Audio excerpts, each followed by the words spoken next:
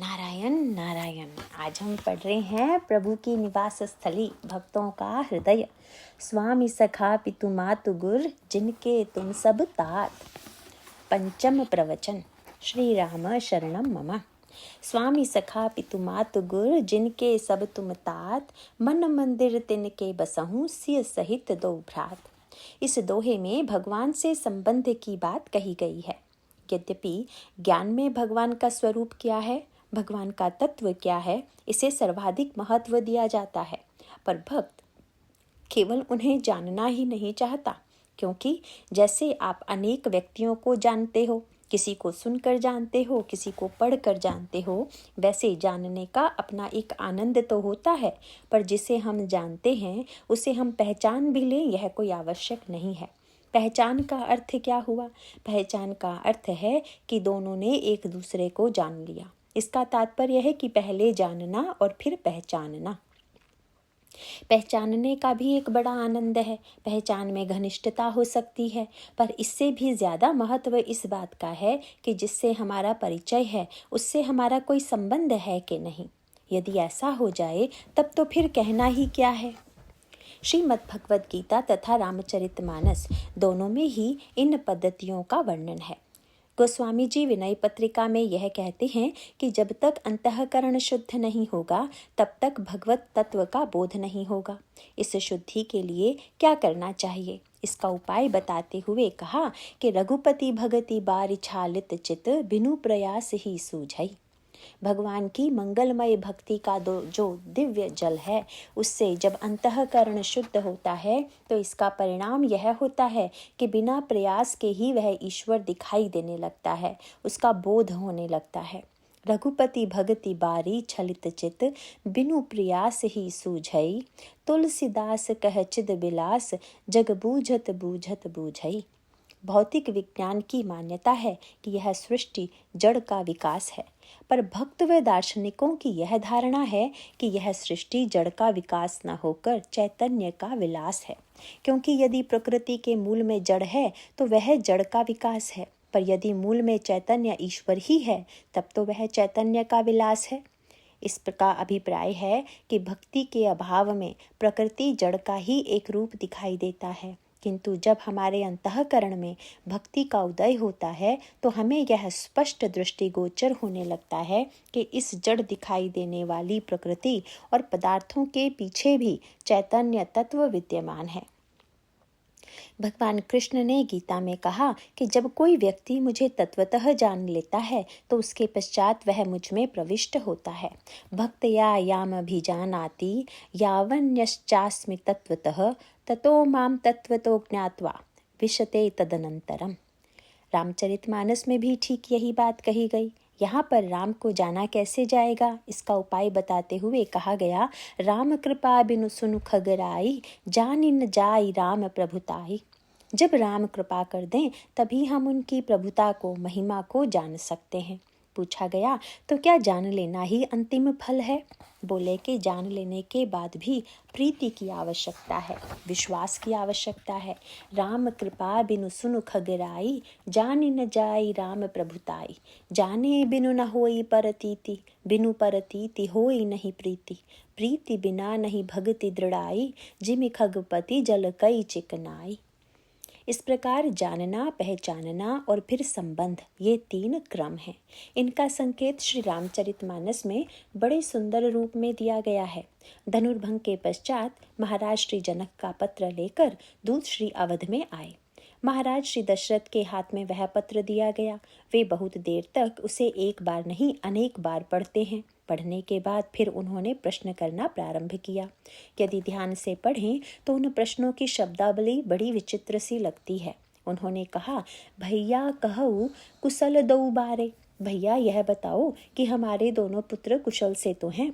यद्यपि पत्र में तो सारा कुशल समाचार लिखा ही हुआ है कि कैसे धनुष टूटा, महाराज जनक ने कैसे विवाह की प्रक्रिया का समारंभ किया है, पर फिर भी वे प्रश्न करते हैं।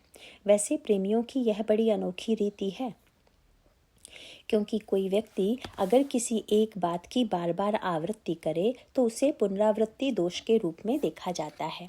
इसका कारण यह है कि बुद्धि को वही बात प्रिय लगती है जो नई हो। पर भक्तों को पुरानी बात ही प्रिय लगती है। उनको एक बार में संतोष नहीं होता। गोस्वामी जी ने यही लिखा है। वर्णन आता है कि श्री हनुमान जी ने श्री भरत जी को सब कुशल संदेश संक्षेप में सुना दिया कि कैसे कैसे प्रभु आने वाले हैं। जासु बिरह सोचहु दिन राति, रटह निरंतर गुण गण पाती। रघुकुल तिलक सुजन सुखदाता, आयौ कुशल देव मुनि त्राता। रिपुरन जीति सुजस सुर गावत, सीता सहित अनुज प्रभु आवत। सुनकर श्री हनुमान जी का स्वागत करने के लिए श्री भरत खड़े हो गए। हनुमान जी चरणों में गिर गए। श्री भरत जी ने उनको हृदय से लगा लिया और कहा कि आपने जो संदेश सुनाया है उसका प्रतिदान तो मैं नहीं दे सकता। अब तो बस एक ही काम हो सकता है, क्योंकि ऋण अगर उतना हो कि जो चुकाया जा सके, तब तो लेने तथा देने वाले दोनों को ध्यान रहता है कि कितना लौटाना है, कितना वापस लेना है। पर आपने तो इतना दे दिया कि वह ऋण तो चुकेगा ही नहीं। इसीलिए मैं चाहता हूँ कि ऋण थोड़ा और बढ़ा दीजिए। इसका उपाय यही है कि अब प्रभु चरित सुनावहु मोही। यद्यपि अभी सुन चुके हैं, पर फिर भी वे कहते हैं कि इतनी कृपा और कर दीजिए कि प्रभु का चरित्र सुना दीजिए। श्री हनुमान जी ने संक्षेप में वही कथा पुनः सुना दी, पर इतने से भी संतुष्ट नहीं हुए। अब फिर से कैसे सुने? इसलिए हनुमान जी से कहा कि आपने तो बड़ी अच्छी कथा सुनाई, पर मेरे मन में एक बात जानने की इच्छा है कि निज दास जो रघुवंश भूषण, कबहु मम सुमिरन करयो। प्रभु ने इतने दिनों में क्या मेरा नाम भरत ऐसा कहकर कभी याद किया? ऐसा इसलिए पूछ रहे हैं क्योंकि इसी बहाने से फिर प्रभु का चरित्र सुनने को मिलेगा। पर उसके साथ भरत जी ने एक वाक्य और जोड़ दिया था। यह नहीं कि मैं अयोध्या का सम्राट हूँ या महान व्यक्ति हूँ, इस रूप में नहीं, अपितु वह वाक्य है, निज दास जो रघुवंश भूषण, कबहु मम सुमिरन करयो। क्या कभी प्रभु ने बातचीत चलने पर यह कहा कि भरत नाम का भी मेरा एक दास है? बस यही सुनने की इच्छा है कि प्रभु अपने निज दास के रूप में कभी याद करते हैं कि नहीं। प्रश्न सुनते ही हनुमान जी गदगद हो गए। भरत जी के चरणों में गिर पड़े। बोले, महाराज आप पूछते हैं कभी याद किया, किंतु मैंने तो कोई ऐसा दिन ही न देखा कि जब वे आपकी याद न करते हों। रघुवीर निज मुख जासु गुण, गण कहत अग जगन्नाथ जो, काहे न होई विनीत परम, पुनीत सद्गुण सिंधु सो। राम प्राण प्रिय नाथ तुम, सत्य बचन ममतात। तब वे फिर से कथा सुनाते हैं।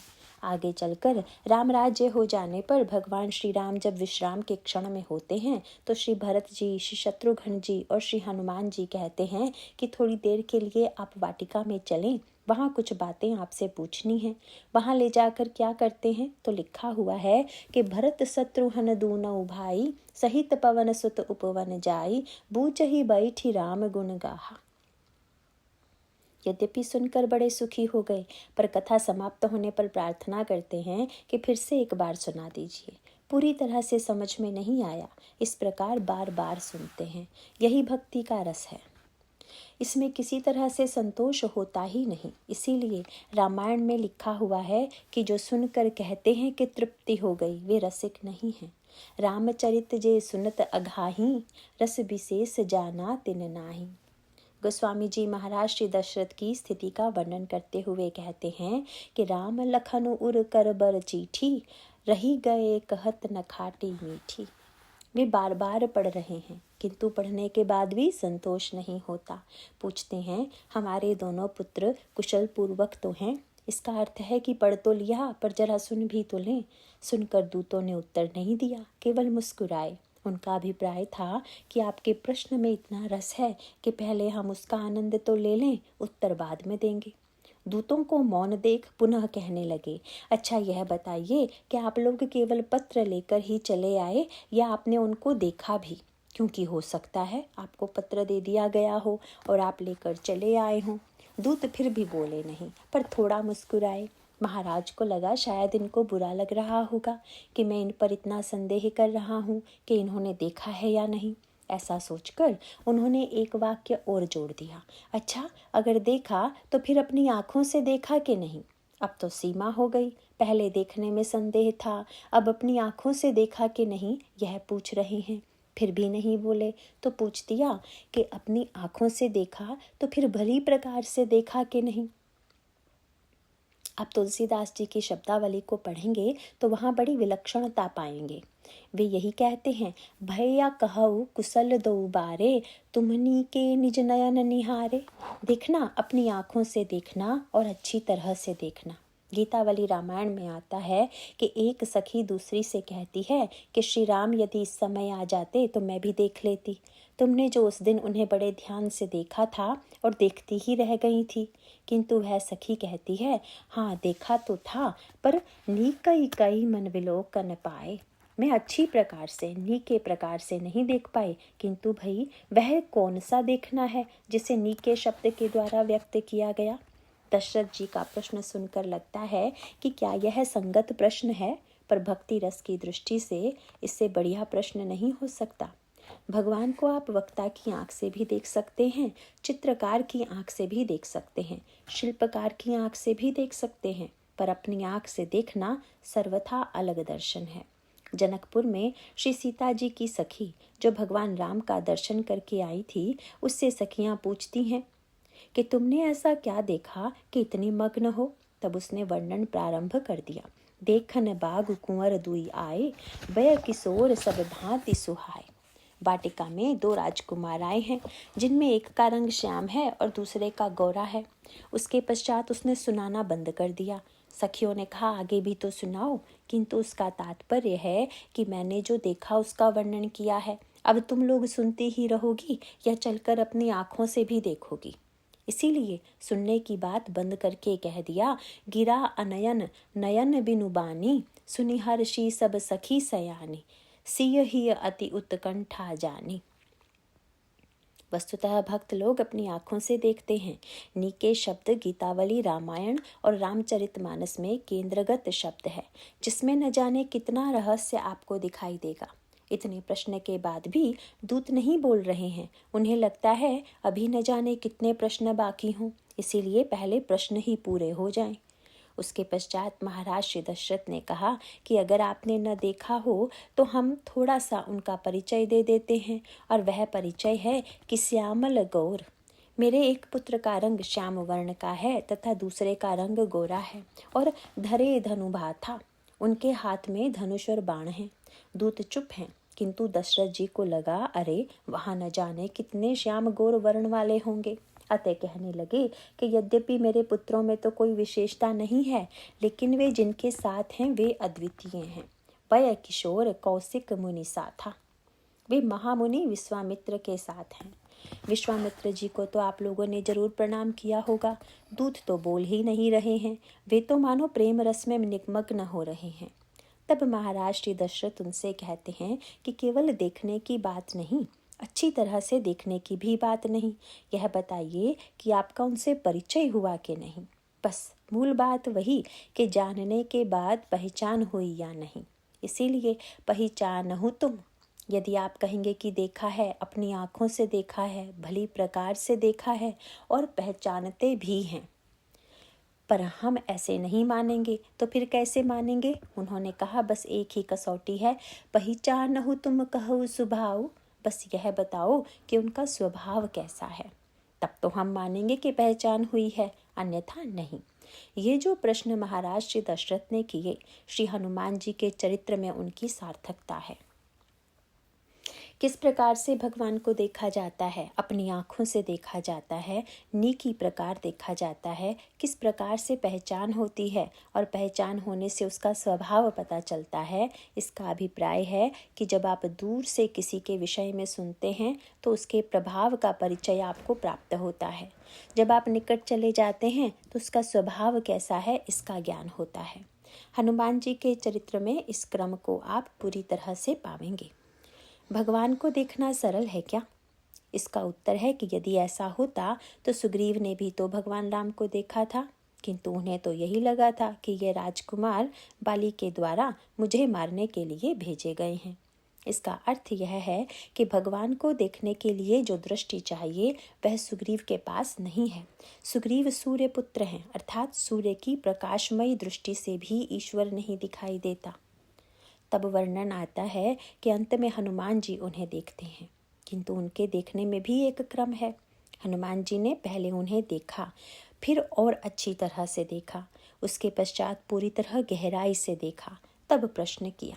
गोस्वामी जी उस दृश्य का वर्णन करते हुए कहते हैं, विप्र रूप धरि कपितः गयु, माथ नाई पूछत अस भयु। जब केवल देख रहे हैं तो प्रश्न किया कि तुम तीन देव मह को, और जब गहराई से देखते हैं तो नर नारायण की तुम दो।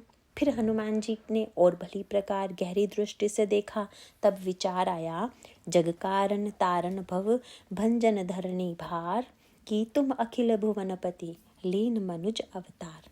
मानो व्यक्ति ज्यों ज्यों भगवत तत्व को समझने की चेष्टा करता है, त्यों त्यों अंतरंग में और गहराई में पहुंचता जाता है। इस प्रकार यूँ कह लीजिए कि देखने का फल जानना, जानने का फल पहचानना, और पहचानने के बाद स्वभाव का परिचय। श्री हनुमान जी के प्रसंग में आप यही बात पाएंगे। जब हनुमान जी ने पूछा कि आप कौन हैं, तो भगवान श्री राम ने कहा कि मेरा परिचय तो सीधा सादा सा है। कौशलेश दशरथ के जाए, हम पितु वचन मानि बन आए। नाम राम लक्ष्मण दो भाई, संग नारी सुकुमारी सुहाई। इहाँ हरि निश्चर बाई देही, विप्र फिरहि हम खोजत तेही। अयोध्या के राजा दशरथ के हम पुत्र हैं और पिता की आज्ञा मानकर हम वन में आए हुए हैं। मेरा नाम राम है, मेरे छोटे भाई का नाम लक्ष्मण है। मेरे साथ मेरी सुंदर पत्नी थी, उसका वन में किसी ने हरण कर लिया है।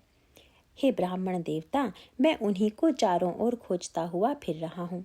इस प्रकार हमने तो अपना चरित्र गाकर सुना दिया। आपन चरित्र कहा हम गाई, कहूँ विप्र निज कथा बुझाई। अब जरा आप भी अपनी कथा सुनाओ, जानने का फल अब मिलेगा। क्योंकि प्रभु ने अपना चरित्र बताया, यह तो है जानना, और जानने का फल है पहचानना। वह मिल गया, क्योंकि प्रभु पहिचानी परयउ गही चैना।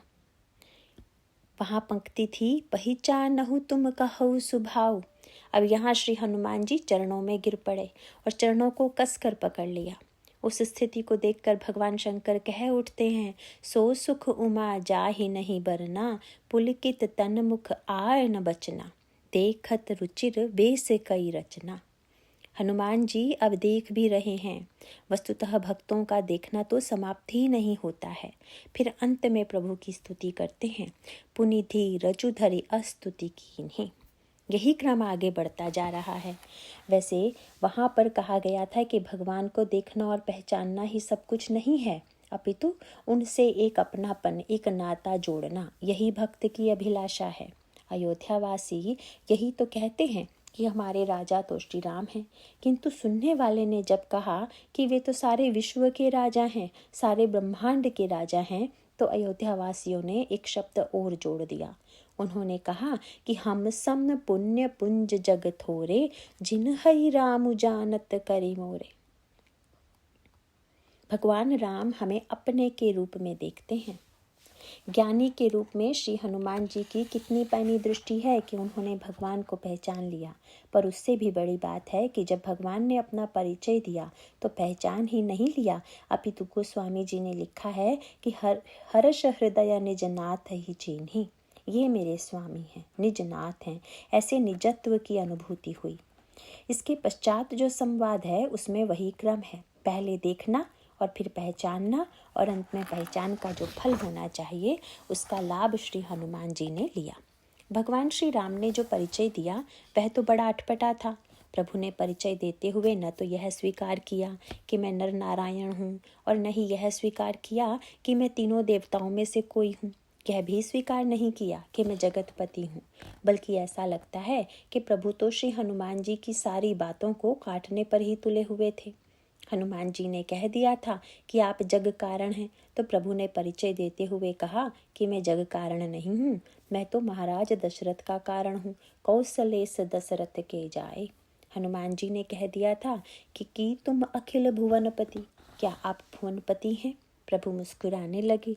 अरे भाई, अयोध्यापति होने वाला था, वह भी नहीं हो पाया। अयोध्या छोड़कर वन में आना पड़ा, तुम भुवनपति की बात कर रहे हो। हम पितु वचन मानि बन आए। इसके साथ साथ हनुमान जी ने कह दिया था कि आप परम तत्व, परम ब्रह्म हैं, एक हैं। तो उन्होंने कहा कि ब्रह्म का स्वरूप कहा जाता है एक अनीह अरूप अनामा। तुम देख ही रहे हो कि हम एक तत्व कहाँ हैं, हम दो हैं, मैं और मेरा भाई। हम अरूप भी नहीं हैं, मैं सांवला हूँ और मेरा छोटा भाई गोरा है। इस प्रकार हमारा रूप रंग भी है। रही अनाम, अनाम की बात, तो मेरा नाम राम है और इनका नाम लक्ष्मण। इसके साथ साथ ब्रह्म अनीह होता है, उसके लिए अग जगमय सब रहित विरागी। किंतु तुम हम दोनों भाइयों को देखकर यह न समझ लेना कि हम तपस्वी विरागी हैं। न, संग नारी सुकुमारी सुहाई। मेरी पत्नी तो बड़ी सुंदरी सुकुमारी है। तुम मुझे सर्वशक्तिमान ईश्वर मान रहे हो जो भार उतारने आया है, किंतु हालत यह है, यहाँ हरि निशिचर बय देही। राक्षसों ने मेरी पत्नी का हरण कर लिया है। जो तुम मुझे सर्वज्ञ एवं सर्वांतर्यामी समझ रहे हो, तो मेरी स्थिति यह है कि विप्र फिर ही हम खोजत तेहि। हम उसी को ढूंढते फिर रहे हैं। इस प्रकार हम न सर्वज्ञ, न सर्वशक्तिमान, न अनाम, न अरूप, न अनीह और न ही जग कारण है। मानो हनुमान जी की सारी बात कट गई, पर भक्त तो कथावाचक था। कई बार लोग कथावाचक की बात सुनकर कह देते हैं कि इसका यह भी अर्थ था, यह तो पता ही नहीं था। और भाई जब हनुमान जी जैसा श्रोता मिल गया तो ऐसी उल्टी बात सुनाने का परिणाम क्या हुआ, वह सामने दिखाई देता है। बस सूत्र वही है कि दूर से प्रभाव का परिचय प्राप्त होता है और निकट से स्वभाव का। हनुमान जी ने तुरंत कहा कि प्रभु, मैं तो आपको पहचान गया। उन्होंने पहचान ही नहीं लिया, कसकर पकड़ भी लिया। प्रभु पहचान परऊ गही चरना। प्रभु ने मानो आश्चर्य से पूछा, क्या पहचान लिया? तुम्हारा बताया कोई लक्षण तो मुझ में मिलता नहीं। हनुमान जी बोले, प्रभु मैंने तो आपके प्रभाव का वर्णन किया था दूर से सुनकर, पर आपकी कथा सुनकर लगा कि आप अपने प्रभाव की कथा न सुनाकर अपने स्वभाव की कथा सुना रहे हैं, क्योंकि पूरी कथा में आपका स्वभाव ही तो दिखाई दे रहा है। हनुमान जी ने बड़ा सुंदर अर्थ लिया। उन्होंने कहा, प्रभु मैंने जब कहा कि आप संसार के कारण हैं, तो यह आपकी महिमा है, गौरव है कि आप इतने बड़े हैं। पर जब आपने कहा कि मैं दशरथ का पुत्र हूँ, तो दार्शनिक तथा भावना दोनों की दृष्टि से उससे बढ़कर कोई बढ़िया बात नहीं हो सकती। क्योंकि अगर मैं यह कहूँ कि आप संसार के कारण हैं, तो ऐसा लगता है कि संसार कार्य है और ईश्वर कारण है। पर आगे बढ़कर देखेंगे तो पता चलेगा कि कारण भी वही है और कार्य भी वही है। यही बात रामचरितमानस में कही गई है। पुरुष सिंह दो वीर हर्षि चले मुनि भय हरन, कृपा सिंधु मति धीर अखिल विश्व कारण करन। वह केवल संसार का कारण ही नहीं है, अपितु कारण भी वही है। इसीलिए महाराज आपने बहुत बढ़िया बात बता दी, अन्यथा मैं तो भूलवश कह बैठा था कि आप कारण हैं। जब आपने यह कहा कि मैं दशरथ का पुत्र हूँ, तो आपने मेरे भ्रम का निवारण कर दिया। क्योंकि अगर आप जगत पिता हैं तो पुत्र कौन है? संसार दृश्य है तो इसका दृष्टा कौन है? इस संदर्भ में गुरु नानक देव जी का यह प्रसिद्ध वाक्य आपने सुना होगा, जिसमें वे कहते हैं, आपुन खेल आपु करि देखे। वह स्वयं अपने खेल का निर्माण करता है और स्वयं देखता भी है। कार्य भी वही है, कारण भी वही है।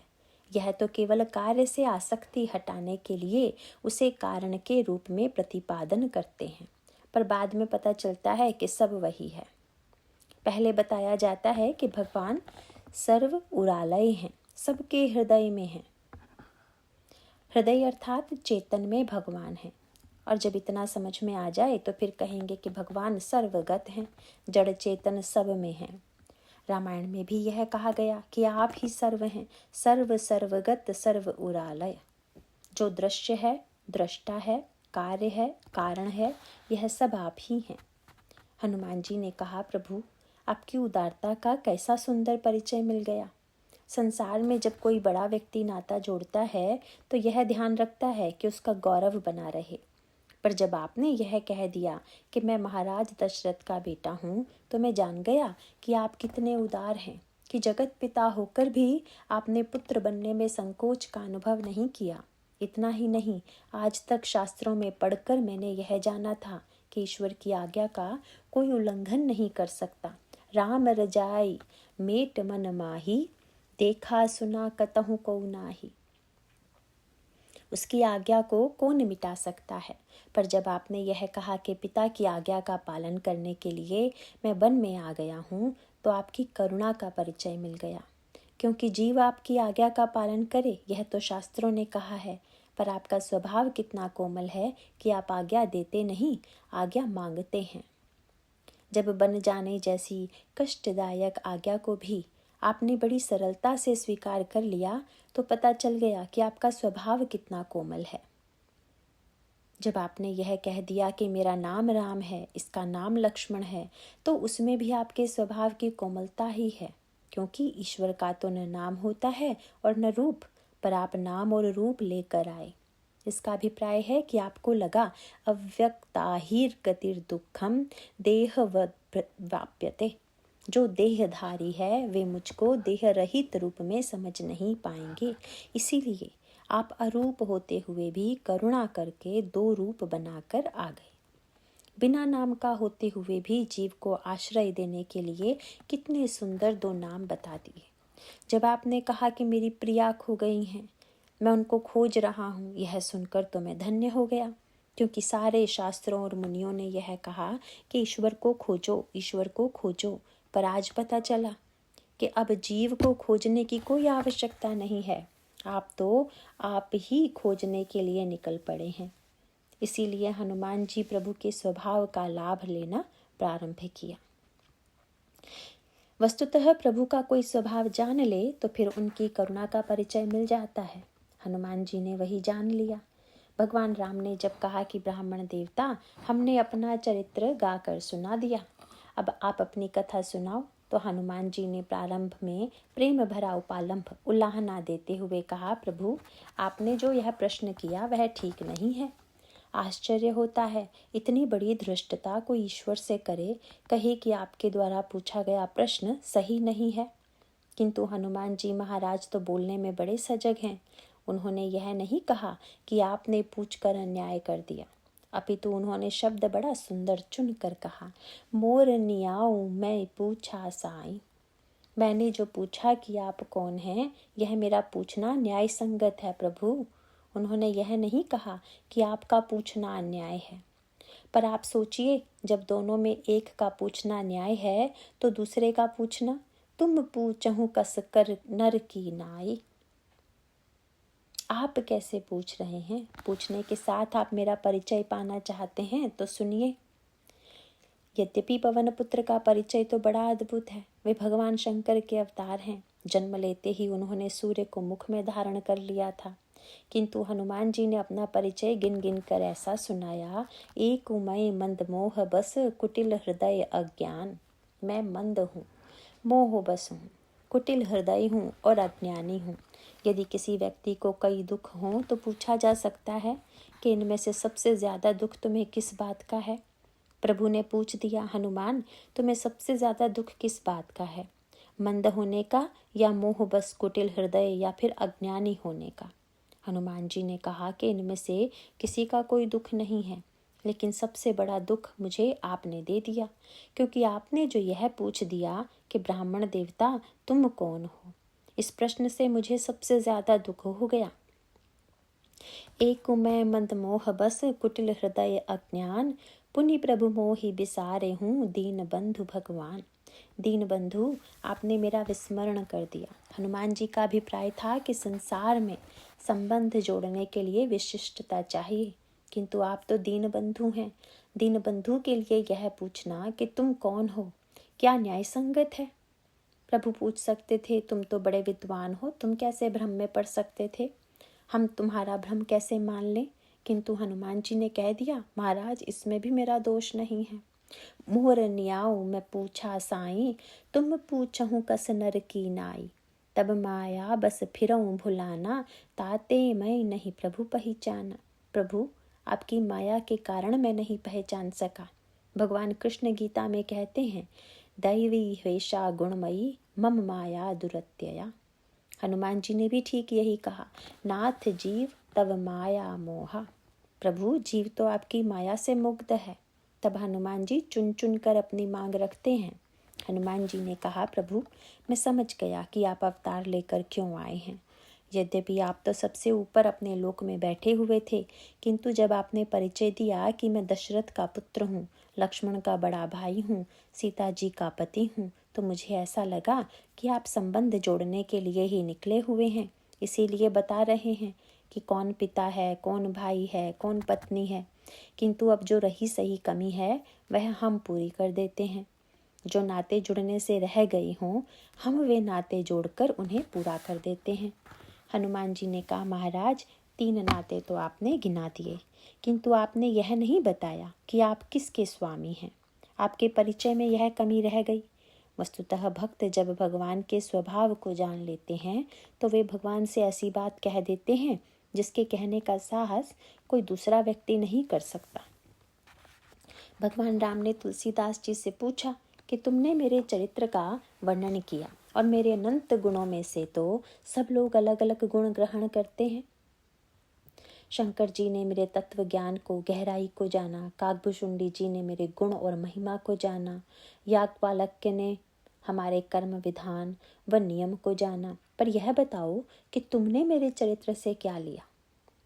गोस्वामी जी ने उत्तर देते हुए कहा, महाराज इन सब ने आपसे लिया, पर मैंने आप में जो कमी थी उसे पूरा किया है। मुस्कुराकर भगवान राम ने पूछा, अच्छा शंकर जी लेते हैं, काकभुशुंडी जी लेते हैं, याज्ञवल्क्य जी लेते हैं, और तुम मेरी कमी पूरी करने की कहते हो। तुलसीदास जी ने कहा कि मैंने देखा कि उस कमी को न शंकर जी पूरा कर सकते हैं, न काकभुशुंडी जी और न ही याज्ञवल्क्य जी। वह कमी तो बस मैं ही पूरी कर सकता हूँ, क्योंकि आपके चरित्र का वर्णन मैंने जल के रूप में किया है। जल में गहराई होनी चाहिए, तो शंकर जी गहराई वाले हैं। रघुपति महिमा अगुण अबाधा, बरनब सोई बर बारी अगाधा। जल में शीतलता और मिठास होनी चाहिए, वह भी है, और उसके ग्राहक भुशुंडी जी हैं। प्रेम भगति जो बरन न जाई, सोई मधुरता सो सितलाई। प्रभु जल चरित्र में स्वच्छता होनी चाहिए, तो इस स्वच्छता का वर्णन याज्ञवल्क्य जी करते हैं। लीला सगुण जो कहई बखानी, सोई स्वच्छता करई मलहानी। प्रभु जल में जो गहराई होनी चाहिए वह आपके पास है, स्वच्छता चाहिए वह भी आप में है, जल में मधुरता चाहिए वह भी आपके चरित्र में विद्यमान है, शीतलता भी आपके चरित्र में विद्यमान है। इस प्रकार मैंने देखा कि जल में जितने गुण होते हैं वे सब के सब आपके चरित्र में हैं, पर इतना होते हुए भी जल का एक गुण आप में नहीं है। भगवान को आश्चर्य हुआ, क्या नहीं है? उन्होंने कहा, प्रभु जल सब प्रकार से अच्छा हो, पर अगर वह भारी है तो पचेगा नहीं। जल की प्रशंसा में तो यही कहा जाता है कि यह बड़ा हल्का जल है। प्रभु समस्या यह है कि आपके चरित्र में सारे गुण हैं, पर हल्कापन कहीं नहीं है। भाई सही बात भी है, क्योंकि जल के साथ कह दीजिए कि हल्का है, प्रशंसा हो गई, पर यदि व्यक्ति के लिए कहा जाए कि इसका चरित्र हल्का है तो यह निंदा है। इसीलिए जब हनुमान जी ने कहा कि मैं मंद हूँ, तो प्रभु ने भी हंसकर कहा कि बहुत अच्छे, मैं तो चाहता हूँ कि तुम सदैव मंद ही बने रहो, क्योंकि संसार में मंद बुद्धि होना अवगुण है, पर वायु का मंद होना गुण है। शीतल मंद सुरभि बहबाओ। वायु तो जितनी मंद हो उतनी ही आनंददायी होती है। तुम तो पवन पुत्र हो, जब तुम मंद रहोगे तभी तो सुख दोगे। अगर तुम्हारा तेज बहने का मन हो तो उस रूप में लंका में ही जाकर बहना। प्रभंजन सुत का रूप वही ठीक है। गोस्वामी जी ने कहा, प्रभु मैंने देखा कि आपके चरित्र में हल्कापन है नहीं, और शंकर जी में भी हल्कापन नहीं है, तो वे भला इसे पूरा कहाँ से करेंगे। यह हल्कापन भुशुंडी जी तथा याज्ञवल्क्य जी के चरित्र में भी नहीं है, पर मेरे चरित्र में तो बस हल्कापन ही है और कुछ नहीं है। तो चलिए इसे मैं आपको दिए देता हूँ, आप इसमें अपने गुण मिला दीजिए और इसका भी उपयोग हो जाएगा, और आपका चरित्र जल भी हल्का होकर पचने योग्य हो जाएगा। सूत्र मानो यह है कि भगवान का चरित्र यदि बहुत ऊंचा हो और वह उतने ही ऊंचे चरित्र वालों के लिए हो, तो साधारण व्यक्ति तो उससे लाभ नहीं ले पाएगा। गोस्वामी जी का तात्पर्य है कि लोग जब यह देखेंगे कि तुलसीदास जैसे हल्के चरित्र वाला, अत्यंत निम्न धरातल वाला व्यक्ति भी जब धन्य हो गया, तो इस हल्केपन के योग से आपका चरित्र पचने वाला बन जाएगा। हनुमान जी ने कहा, प्रभु जब आप इतने नाते जोड़ चुके तो आइए अब शेष नाते भी जोड़ने की कृपा करें। तब स्वामी, सखा, पितु, मातु एवं गुरु का हनुमान जी ने एक सूत्र दिया। मोर न्याऊ मैं पूछा साई, तुम पूछहूँ कस नर की नाई। और फिर नाते जोड़ते हुए उन्होंने कहा, सेवक सुत पति मातु भरोसे। मैं आपका सेवक हूँ, आपका पुत्र हूँ। जैसे सेवक और पुत्र स्वामी और माता के भरोसे निश्चिंत रहता है, ठीक वही स्थिति मेरी है। महाराज, बालक में कोई मलिनता हो तो वह मलिनता बालक की नहीं मानी जाती। वैसे हम आप यदि गंदा कपड़ा पहन लें तो लोग कहेंगे कि बड़ा गंदा है, पर बच्चा अगर गंदा कपड़ा पहने हुए हो तो लोग कहेंगे कि इसकी माँ कितनी गंदी है, जिसने बच्चे को ऐसा गंदा कपड़ा पहना रखा है। प्रभु आप मेरी माँ हैं, मेरे स्वामी हैं। हनुमान जी ने पहले प्रभु को देखा, अच्छी तरह से देखा, पहचाना, स्वभाव का आनंद लेने लगे और फिर अंत में संबंध जोड़ दिया तथा भगवान श्री राम ने इसे तुरंत स्वीकार भी कर लिया। हनुमान जी ने सोचा कि मौका अच्छा है, साथ साथ मंत्र दीक्षा भी ले लें, गुरु भी बना लें। इसीलिए कहने लगे, तापर मैं रघुबीर दुहाई, जानऊ नहीं कछु भजन उपाय। महाराज, मैं यह नहीं जानता कि भजन कैसे किया जाता है, भक्ति कैसे की जाती है। मैं सेवक बनना चाहता हूँ, पर यह नहीं जानता कि सेवा कैसे की जाती है। प्रभु से स्वामी का नाता जोड़ना तो सरल है, पर यहाँ यह कहना कठिन है कि सेवक धन्य है या स्वामी धन्य है। वस्तुतः प्रभु जैसा स्वामी पाकर हनुमान जी धन्य हो गए और हनुमान जी जैसा सेवक पाकर प्रभु धन्य हो गए। हनुमान जी ने पूछा, महाराज भक्ति कैसे की जाती है? तो प्रभु ने सेवा धर्म की शिक्षा देते हुए कहा, सो अनन्य जाके असी, मति न टरई हनुमंत, मैं सेवक सचराचर, रूप स्वामी भगवंत। सारे संसार को अपने स्वामी का रूप मानकर सबकी सेवा करना, यही मेरी भक्ति है। मानो प्रभु ने हनुमान जी को शिष्य बना लिया और सेवक बना लिया। हनुमान जी ने पुत्र बनाने की बात भी कही थी, किंतु भगवान राम ने वह बात कुछ समय के लिए टाल दी। इसके पीछे प्रभु का संकेत मानो यह था कि पुत्र बनाने में जिनकी सम्मति चाहिए, जब उनके पास जाकर उनका प्रमाण पत्र लेकर लौटोगे तब न पुत्र बन पाओगे। उनका संकेत श्री सीता जी की ओर था। पहले हनुमान जी सेवक बने, शिष्य बने और फिर बाद में पुत्र भी बन गए।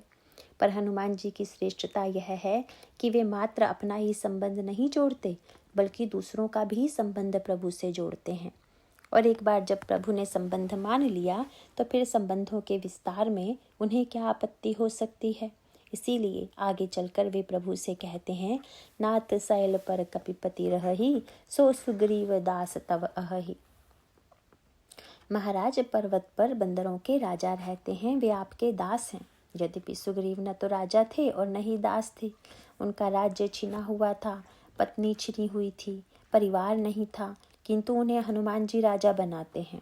साथ साथ यह भी कह दिया कि आपके दास हैं। तो क्या यही दासत्व है कि भगवान को देखकर पठई बाली हो हई मन मैला, भागूं तुरंत तजाऊ यह सैला। भागने की तैयारी कर रहे थे। हनुमान जी से बाद में एक दिन विनोद में प्रभु ने पूछा, तुमने सुग्रीव को राजा और दास क्यों कहा था? हनुमान जी ने कहा, प्रभु मैं दूसरों से बिल्कुल न कहता, पर आपसे तो कह सकता हूँ कि सुग्रीव बंदरों के राजा हैं, क्योंकि मुझे ज्ञात है कि जब कैकई अम्बा ने राज्य छीनकर आपको वनवास दिया था तो आपने कौशल्या अम्बा से कहा था कि पिता दीन मोहि कानन राजू। पिताजी ने मुझे जंगल का राज्य दिया है। तो मैं समझ गया कि आपके यहाँ परिभाषा कुछ भिन्न ही है। जैसे राजा आप हैं वैसे ही राजा ये भी हैं। दास की व्याख्या तो और भी बढ़िया है। संसार में स्वामी लोग सेवक इसीलिए रखते हैं कि सेवक उनकी सेवा करे। पर भरत जी ने कहा कि हमारे स्वामी भगवान श्री राम स्वामी इसलिए बनते हैं कि वे सेवक की सेवा करें। को साहिब सेवक ही निवाजी, आप समाज साज सब साजी। वस्तुतः प्रभु स्वामी बनकर सेवक की सेवा करते हैं। सो गोसाई नहीं दूसर कोपी, भुजा उठाई करहूँ पन रोपी। ऐसा स्वामी कहीं नहीं मिलेगा कि जो स्वामी बनकर सेवा करे। यह कहा जा सकता है कि यदि सेवा ही करनी है तो फिर सेवक बन जाएं। प्रभु ने कहा कि अगर भक्तों के पास सेवक बनकर जाऊंगा और कहूँगा कि सेवा स्वीकार करो तो वे कह देंगे कि महाराज ऐसा नहीं हो सकता। इसीलिए स्वामी बनकर जाता हूँ, क्योंकि स्वामी को आज्ञा देने का पूरा अधिकार है। सेवक पूछता है कि क्या आज्ञा है, तो मैं कह देता हूँ कि यही आज्ञा है कि मैं जो सेवा करूँ चुपचाप स्वीकार करो। हनुमान जी ने कहा, महाराज जैसे सेवकों की खोज आपको रहती है, सुग्रीव आपके वैसे ही दास हैं। आप उनकी खूब सेवा कीजिएगा और वे आनंद से ले लेंगे। फिर कहा कि स्वामी तो सेवक को सेवक ही रखना चाहता है, पर आपका स्वभाव है कि आप सेवक को भी मित्र बना लेते हैं। इसलिए ते ही सन नाथ मयत्री कीजिए, आप उनको मित्र बना लीजिए। साथ साथ एक मीठा विनोद भी किया। जैसे कोई व्यक्ति जाए पद पाने और पता चले कि पद खाली नहीं है तो निराशा होती है। हनुमान जी ने कहा, महाराज नाते तो सब जुड़ गए। अब मैं यही कहूँगा, सुग्रीव आपके सेवक हैं और उनको बना लीजिए मित्र। इसके पीछे मेरा उद्देश्य यह है कि जब आप सेवक को मित्र बना लेंगे तो सेवक का जो पद खाली हो जाएगा उसे मुझे दे दीजिएगा। इस प्रकार आपको सारे नाते मिल जाएंगे और जीव भी धन्य हो जाएगा। प्रभु वन में इसीलिए आए क्योंकि अयोध्या में जो नाते जोड़ना था वह सब जोड़ लिया।